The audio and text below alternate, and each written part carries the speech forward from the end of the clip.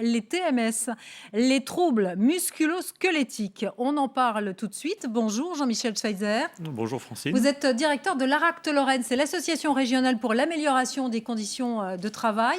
Vous avez d'ailleurs écrit un ouvrage sur ce thème, la prévention durable des TMS. Les TMS, c'est la première maladie professionnelle. C'est la première maladie professionnelle en France et c'est aussi la première maladie professionnelle en Lorraine, puisqu'il y a 3000 Lorrains qui sont touchés et reconnus dans leur maladie professionnelle. Vous avez cité un autre chiffre qui est important, c'est qu'il y a effectivement 45 000 salariés lorrains qui sont touchés par des douleurs ostéo-articulaires qui pourraient être reconnues en maladie professionnelle.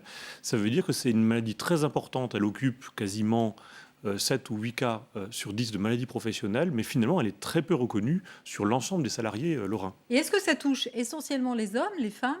Alors ça touche plutôt les femmes que les hommes. En gros, 6 femmes, 4 hommes pour une population de 10 salariés qui sont reconnus avec des troubles musculo-squelettiques liés à des activités qui sont du fait du travail, c'est-à-dire des activités manufacturières, les services à la personne, la production de biens dans un rythme relativement serré qui fait qu'à un moment donné, il y a effectivement des difficultés ostéo-articulaires. Le travail de bureau, ça peut engendrer des Ça le TMS ? peut.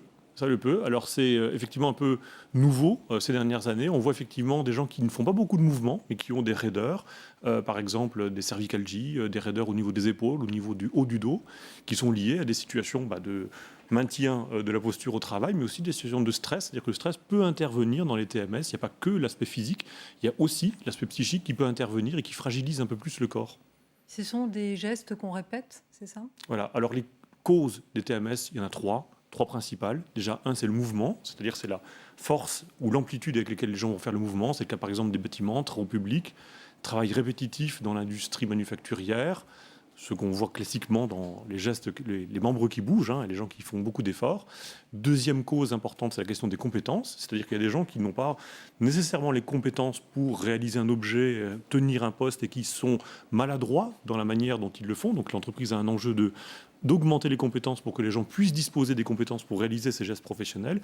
Et troisième cause qu'on a déjà citée, c'est la question du stress professionnel, la question du sens au travail, un peu plus compliqué à comprendre, mais en gros, retenons que quand quelqu'un est mal dans sa tête ou pas très très bien dans son travail, par des situations, des sécrétions chimiques au niveau du cerveau, les muscles sont fragilisés et ce faisant, l'appareil locomoteur est encore plus fragilisé. Donc c'est une circonstance aggravante par rapport aux causes des TMS. Mais alors les ergonomes du travail, pour certains gestes, peuvent aider justement les PME Alors il y a à les prévenir. À prévenir, oui. Merci Alors, de votre aide. Il y a effectivement, naturellement, de nombreuses entreprises qui font de la prévention. Et ça, c'est quelque chose qui est extrêmement important. Ça fait comme maintenant 10-15 ans qu'une grande partie des entreprises font de la prévention.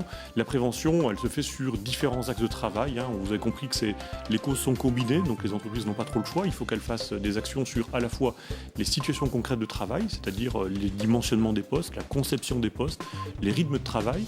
Il faut qu'elles agissent aussi sur les compétences et le management, par exemple faire de la polyvalence, de la rotation, de l'augmentation des compétences, des itinéraires professionnels, et qu'elles agissent aussi sur des dimensions très positives du travail, sur les questions de stress par exemple.